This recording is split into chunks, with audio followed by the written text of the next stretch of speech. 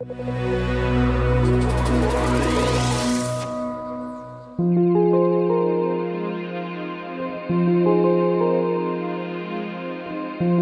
agradecer la presencia de todos ustedes.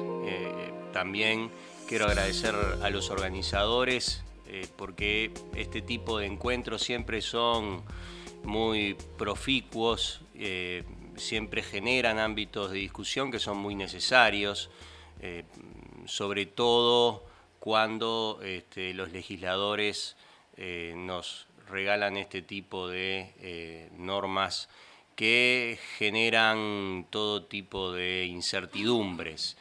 Si hay algo que le podemos agradecer a los legisladores es que nos mantienen siempre atentos y alertas, porque realmente, como vamos a ver, todas estas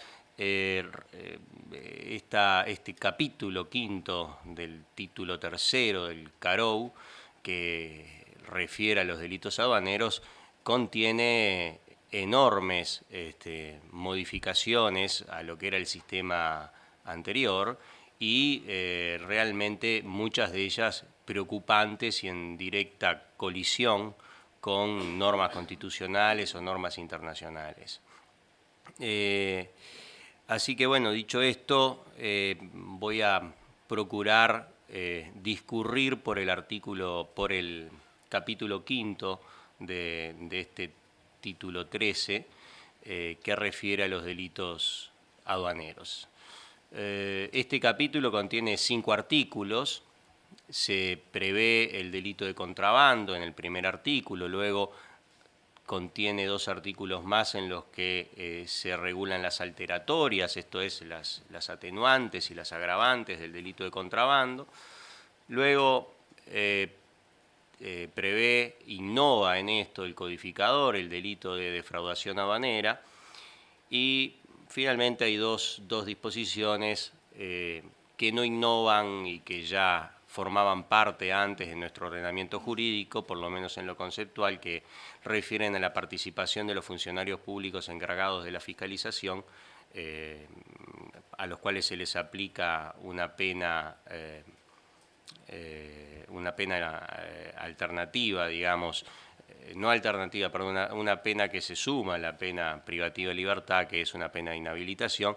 Y luego el último artículo refiere, de este capítulo, refiere a la independencia de las acciones penales y fiscales, cuestión que también ya estaba resuelta en el ordenamiento jurídico. Bueno, dicho esto, empecemos con analizar el delito de contrabando. El delito de contrabando está previsto en el artículo 258 del Código Aduanero. A los efectos de ganar o procurar ganar una mayor claridad expositiva, voy a dividir este artículo en 2. Por un lado, vamos a analizar estrictamente el numeral primero de este artículo, al que vamos a denominar tipo figura típica básica o tipo básico penal, y por otro lado los numerales 2 y 3 de este mismo artículo, a quien vamos a denominar figura típica agravada de contrabando. Ingresando al artículo 258, al numeral primero, a la figura típica del contrabando, la ley establece que dice: comete el delito de contrabando y se halla sujeto a la pena de 3 meses de prisión a 6 años de penitenciaría el que ejecutare alguno de los hechos previstos en el artículo 209 del presente código. El artículo 209 del código regula la infracción aduanera de contrabando y dice: configura la infracción aduanera de contrabando toda acción que tenga por objeto la entrada o salida de mercadería del territorio aduanero en forma clandestina o violenta o sin la documentación correspondiente, que esté destinada a traducirse en una pérdida de renta fiscal o en la violación de los requisitos esenciales para la importación o exportación definitivas de determinadas mercaderías que establezcan leyes y reglamentos especiales aún no aduaneros. En primer lugar, vemos que el legislador aplica para el CAROU la misma fórmula que aplicaba antes, es decir, antes en el Código Penal, en vigencia del artículo 257 del Código Penal, se establecía que comete contrabando el que realizare alguna de las conductas previstas en la ley del 26 de marzo de 1877 y la 13.318. O sea que esta idea de remitir a la infracción aduanera de contrabando, el legislador en este caso la vuelve a utilizar esta fórmula. En términos concretos, esta disposición no agrega demasiado a lo que teníamos antes. El artículo 253 de la 13.318, que antes regulaba la infracción aduanera de contrabando, bueno, comenzaba con una especie de confesión del legislador, porque decía, se considera que existe contrabando.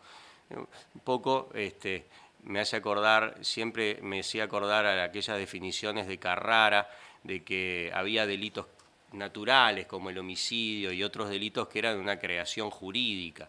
Bueno, en definitiva, todos los delitos son una creación jurídica, aún el delito de homicidio, como decía Carrara, que era el único delito natural. Fíjense que si el delito de homicidio, perdón la digresión, pero si fuera un delito natural, no estaría permitido matar en ningún caso, aún en guerra.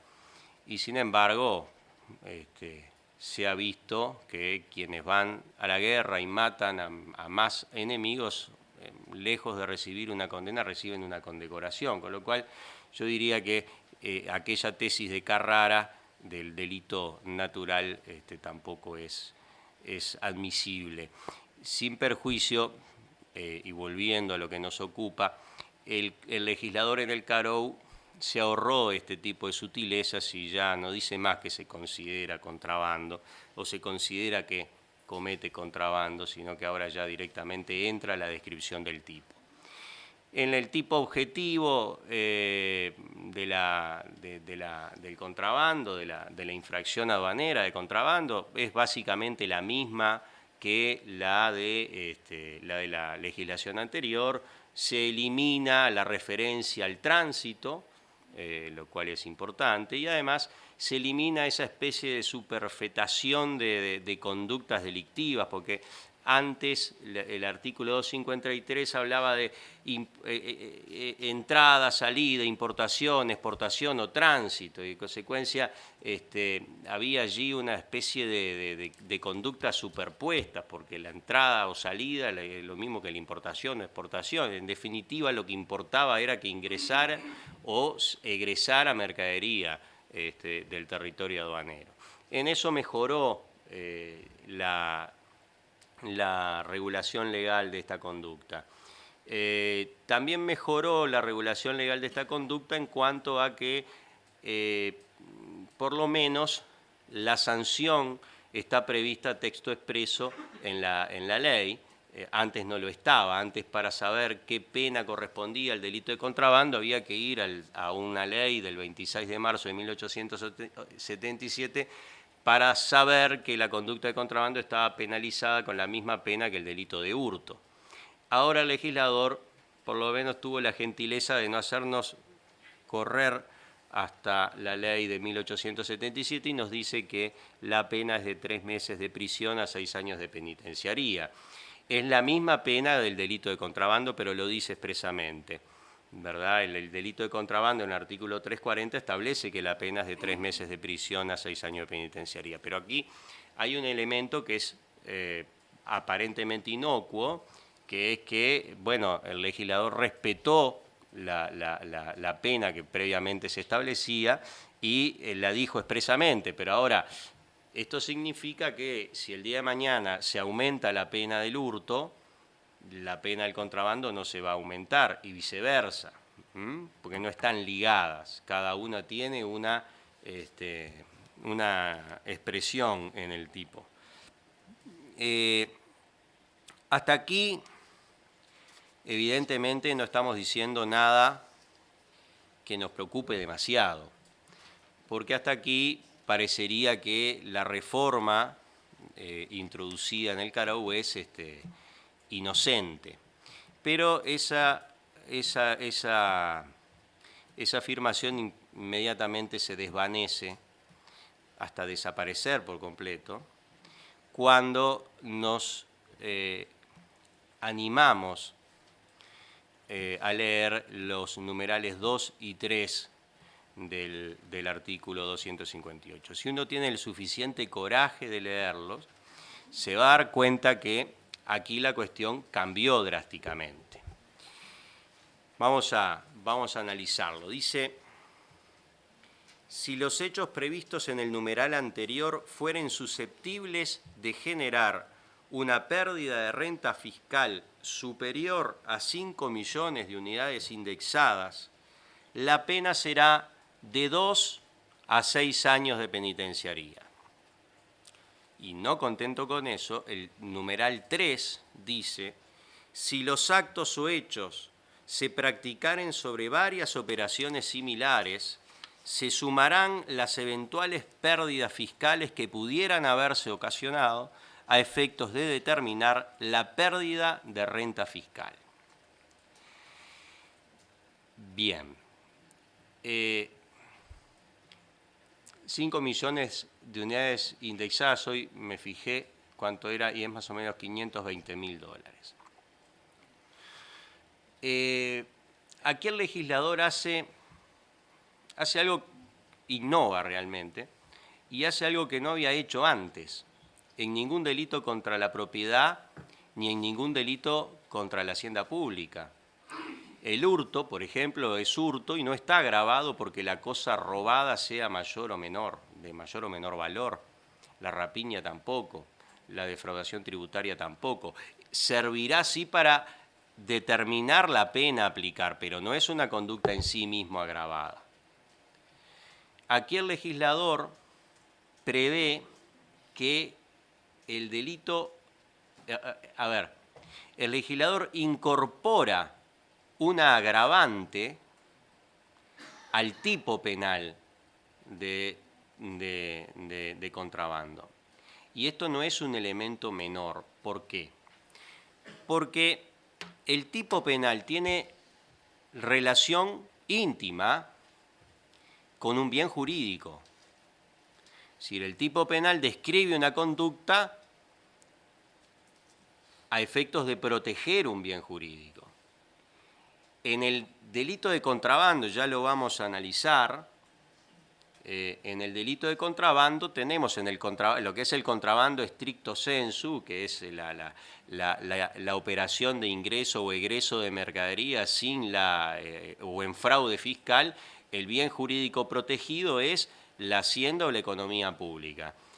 En el contrabando que la doctrina llama nomen iuris, o el contrabando aquel que se realiza en incumplimiento de regímenes especiales, como por ejemplo cuando uno quiere importar una obra de arte o importar armas, yo qué sé, allí hay bienes jurídicos que están en juego. En el caso puede ser el patrimonio cultural o puede ser la seguridad pública, pero en este caso del numeral 2 del artículo 258, no vemos que exista un bien jurídico protegido que amerite la incorporación de esta hipótesis dentro de la descripción típica de la figura de contrabando. Lo que quiero decir es que, en definitiva, en todo caso esto, es decir, que el contrabando puede involucrar una pérdida de renta fiscal mayor a 5 millones de unidades indexadas, sería en todo caso eventualmente un agravante, pero no podemos incorporar al tipo penal este tipo de agravantes. Es de una muy deficiente técnica legislativa. El tipo penal, reitero, tiene una relación íntima con el bien jurídico. Si acá no hay una diferencia bien jurídico afectado si el contrabando pudo importar una pérdida de renta fiscal de 1 millón, 2 millones, 3 millones, 5 o 5 millones de unidades indexadas.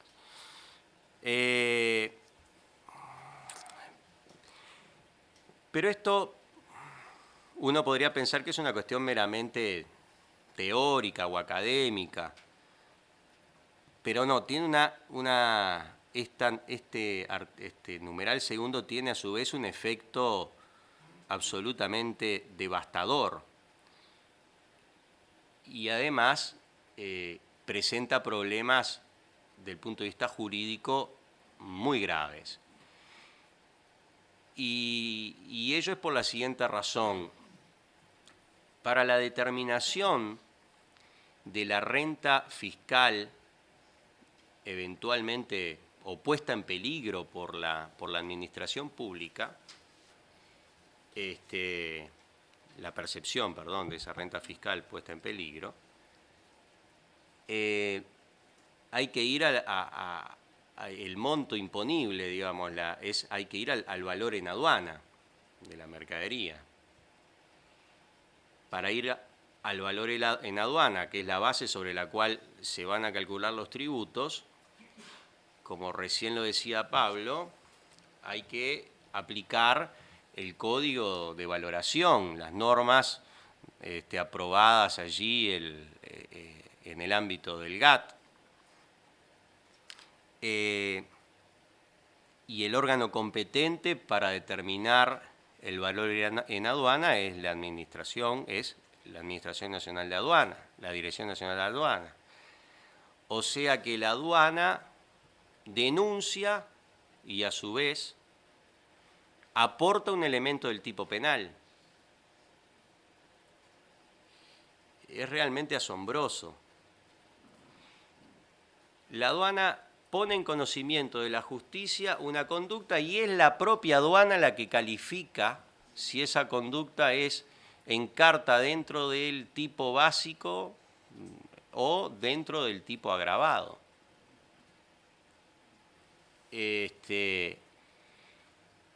Eso es realmente grave porque evidentemente este numeral segundo del artículo 258 es una ley penal en blanco, para cuya integración las leyes penales en blanco, la doctrina las analiza en base las clasifica en leyes penales en blanco propias o impropias.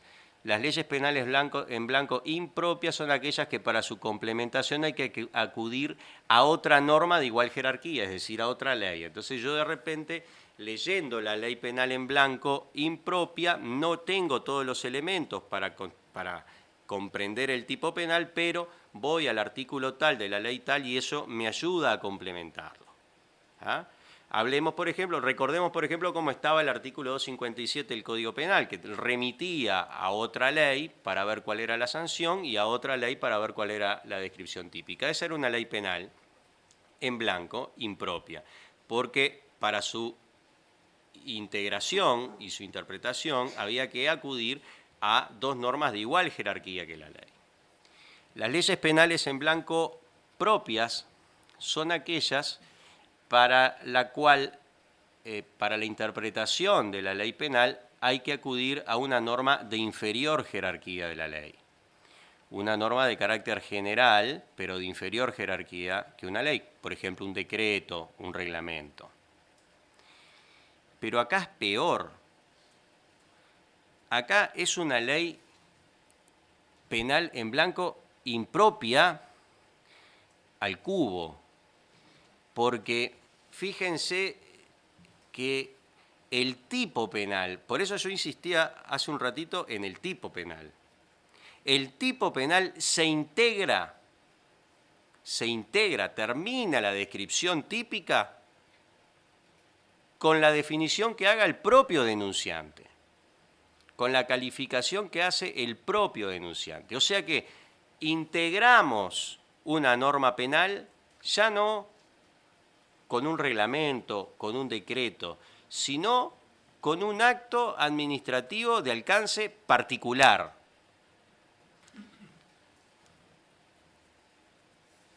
Esto para mí es absoluta y totalmente inconstitucional, rematadamente inconstitucional. Es inadmisible que el derecho conciba en términos de derecho penal que sea el propio denunciante que califique si esto, que sea el propio denunciante el que integre un elemento del tipo. Voy a dar un pasito más para atrás. Por ejemplo, el tipo penal del homicidio dice el que con intención de matar diere muerte a una persona. La víctima no aporta ningún elemento a la descripción típica, ¿no? La víctima lo único que hace es morirse. La conducta la realiza el matador. El que con estratagemas o engaños artificiosos indujere a otro a dar, a hacer una cosa, la estafa. ¿Qué hace el estafado? Es estafado nomás. ¿Quién actúa? Actúa el estafador. La descripción típica. ¿Quién tiene que realizar la conducta? El sujeto activo de la conducta. Acá, la descripción típica de la conducta la termina de completar la propia aduana, el propio denunciante.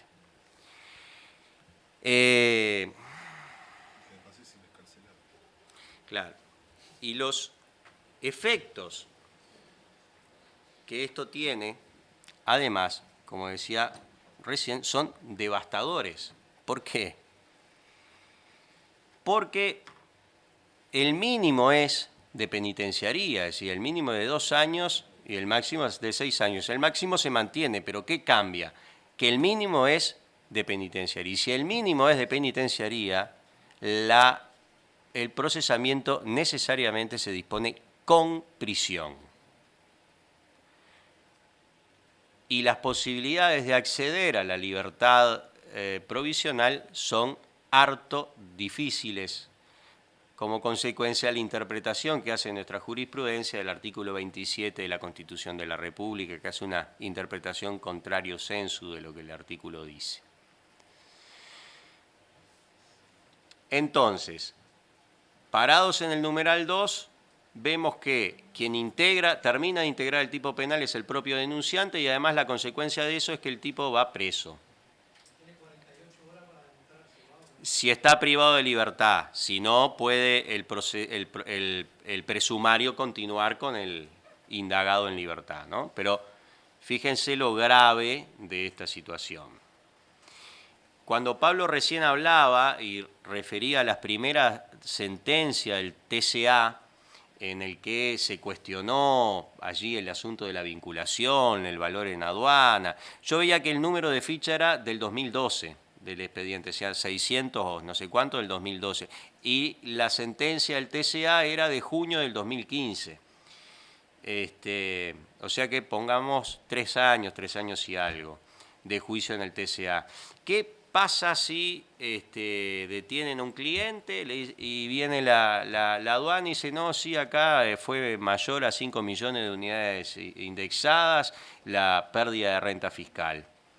¿Yo qué hago? Le digo a mi cliente, mira, vos anda preso tranquilo que yo, mientras agoto la vía administrativa, voy a lo jurisdiccional y dentro de 3 años y medio vas a tener una sentencia del TCA que probablemente te dé la razón. Es un poco absurdo, salvo que nos dé el tiempo y agarremos un juez razonable del otro lado y le digamos, espere, doctor, no compartimos con este criterio que la aduana está proporcionándole a usted, déjenos transitar la vía administrativa, déjenos transitar por la vía jurisdiccional y después si el TCA confirma o revoca el acto, anula, o no el acto, vemos cómo seguimos. El juez va a hacer 2 cosas. Primero va a hacer ja, y después va a decir, a mí no me importa lo que diga el TCA, yo tengo ya los elementos de convicción suficientes para procesar. Yo no estoy diciendo que su cliente sea culpable, yo tengo elementos de convicción suficientes. Como yo para procesar necesito semiplena prueba, y no necesito la prueba completa, y es bastante razonable lo que la aduana dice, yo lo proceso igual.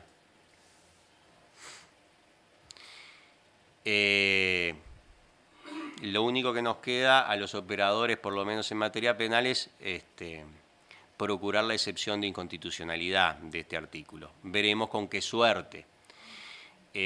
La Suprema Corte recientemente ha tenido sentencias bastante erráticas en materia de aplicación del principio de legalidad, con lo cual uno no puede aventurar lo que podría llegar a sostener la Suprema Corte de Justicia.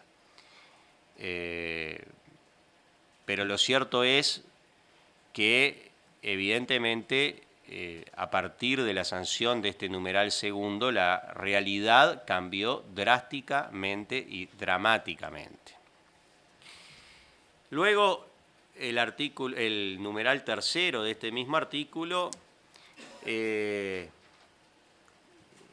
una especie de bonus track del anterior, porque dice que, bueno, si son muchas las operaciones, sumamos todas, y si todas dan 5 millones o más, 2 años de mínima y anda a discutir. Pero tampoco se dice durante cuánto tiempo, ¿no? Es decir, varias operaciones en cuanto en 1 año, en 5 años, en 10 años, en toda la vida de la persona, que yo capaz que ya las pasé, las 5 millones de UI, ¿no?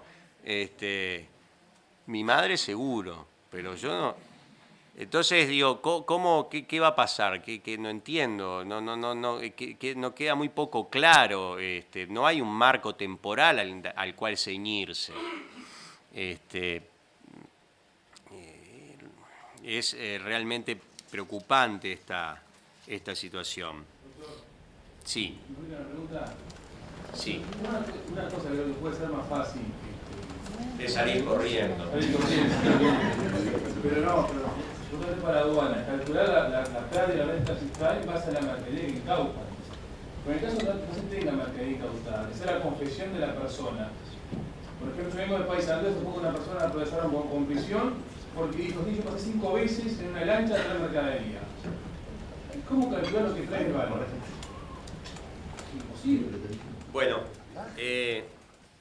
estamos de acuerdo que tú me das pie para hablar de un tema que es importante. Es decir, a ver, para llegar a estos 5 millones de UI, la aduana no puede hacer lo que se le antoja.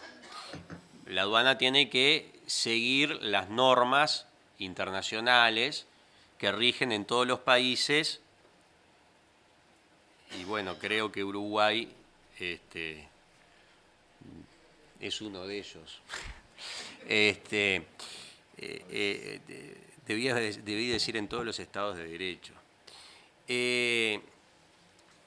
O sea, la administración allí tiene una discrecionalidad reglada, es decir, no puede hacer lo que se le antoje, tiene que seguir determinados criterios. Primero, el valor de transacción, si es, bueno, que ahí tiene una serie de cuestiones que desconozco y que Pablo las habló hoy muy bien. Y luego hay criterios secundarios, las mercaderías idénticas o similares después. Pero aun cuando la estemos en ejercicio de discrecionalidad reglada, igualmente eso no conmueve la conclusión de que estamos ante una norma muy extremadamente inconstitucional. En el caso que tú haces referencia, las presunciones en materia de derecho penal, si bien deberían tener un régimen muy acotado, en la práctica es exactamente al revés.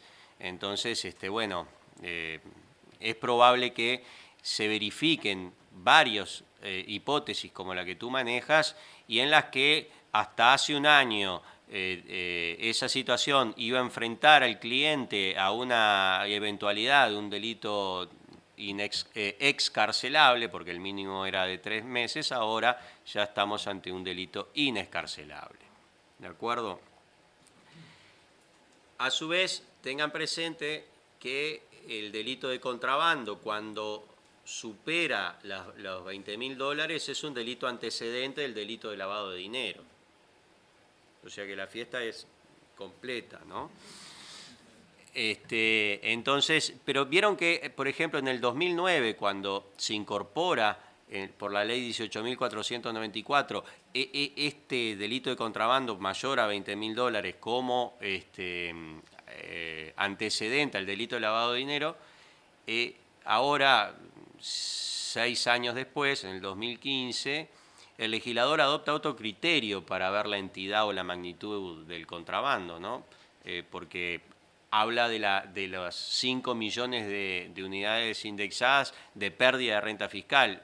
En la 18.494 habla de un contrabando mayor a $20.000, sin explicar que parecería ser que es la mercadería, ¿no? Que se ingresa. Pero en fin, ahí hay otra dualidad de criterios del legislador en relativamente poco tiempo. Voy a apurarme, me parece, ¿no? Vamos a las circunstancias atenuantes y a las circunstancias agravantes del contrabando. Dentro de las circunstancias atenuantes del contrabando tenemos una solución que no es novedosa para el sistema jurídico penal uruguayo, que ya estaba prevista en el delito de hurto, que está prevista también en el delito de peculado, y es cuando la cosa objeto del delito sea de poco valor o sea para uso propio o de algún familiar, en fin. Lo que innova así esta norma es que dice expresamente que no se aplicará ningún agravante. Eso es algo absolutamente novedoso porque se contrapone con el criterio general de que la conducta debe ser analizada en su globalidad, con todas las alteratorias, tanto las atenuantes como las agravantes. Acá la ley dice, bueno, mira, cuando las cosas son de poco valor o para consumo directo o de un familiar, bueno, no vamos a tener en cuenta las agravantes de esa conducta y entonces el castigo se reduce de 1/3 a la mitad, de los 3 meses a 6 años, ¿no? Esto lo que nos dice es que aun cuando no se persigue una finalidad de lucro, el contrabando se comete igual, porque evidentemente si es algo para consumo personal o de un familiar, evidentemente que el fin de lucro no es una cuestión que pueda hacer que la conducta se vaya del contrabando. Me quiero detener un poco en las circunstancias agravantes. Las circunstancias agravantes del contrabando están contempladas en el artículo 260. Son 6 literales, de los cuales 5 presentan problemas de interpretación gravísimos. Excepto el primero, los 5 restantes son un caso aparte cada uno. Y con la agravante, valga la redundancia, de que la pena se aumenta a 2 años la mínima. Esto es, nuevamente nos coloca ante un delito inescarcelable, la verificación de alguna de estas agravantes. La primera agravante creo que no merece mayor comentario, que dice cuando se cometiere fuera de las zonas aduaneras o de jurisdicción aduanera o por puntos no autorizados. Pero vamos a las siguientes que son más importantes. Dice, si se cometiere por 3 o más personas o utilizando medios de conducción o transporte propios o ajenos, especialmente destinados a la comisión del delito o disponiendo de cualquier otro medio que, por su costo, volumen o circunstancias semejantes, demuestren la disponibilidad de adecuados recursos para la consumación del delito. Acá el margen de discrecionalidad que tiene el juez para encartar una conducta dentro del literal B es amplísimo. Sobre todo porque hay mucha sanata en este numeral. Es un poco cantinflesco. por 3 o más personas, por un lado, 3 o más personas. Utilizando medios de conducción o de transporte, no sé qué diferencia hay, propios o ajenos, no importa, especialmente destinados a la comisión del delito o disponiendo de cualquier otro medio, o sea, un globo, ahí está. Después dice que por su costo, volumen o circunstancias semejantes demuestren la disponibilidad de adecuados recursos para la consumación del delito. Bueno, yo creo que prácticamente cualquier conducta de contrabando con una buena voluntad del juez, un juez inspirado, va a encartar claramente en el literal B. Pero si no encartara en el literal B, tenemos el C, y tenemos el D, y tenemos el E, y tenemos el F. O sea que todavía hay un montón de hipótesis. Por ejemplo, ahora después voy al C, pero el literal D habla de la calidad de funcionario público, la condición de usuario de zonas francas o la dedicación al comercio, a la importación o exportación o al despacho de mercaderías. A ver, veamos una cosa. La dedicación al comercio, a la importación o exportación, es decir, yo les puedo asegurar que prácticamente la totalidad del universo de conductas que el sistema judicial atrapa por contrabando encartan en este literal, porque queda fuera el explotador nomás. Queda fuera la persona física, y cuando trae algo que no es de poco valor, digamos, ¿no? Ahí queda fuera. Es decir, lo que quiero dejar en claro que el literal 1, el numeral 1 del artículo 258, que es la figura típica de contrabando, no se va a aplicar. No se va a aplicar porque la vieja que va con 14 ticholos va a tener la atenuante esa y entonces se va a rebajar la pena de 3 meses a 1 mes y bueno. ¿Tá? Y por cuestiones de política criminal le pedirán un par de ticholos y ya está.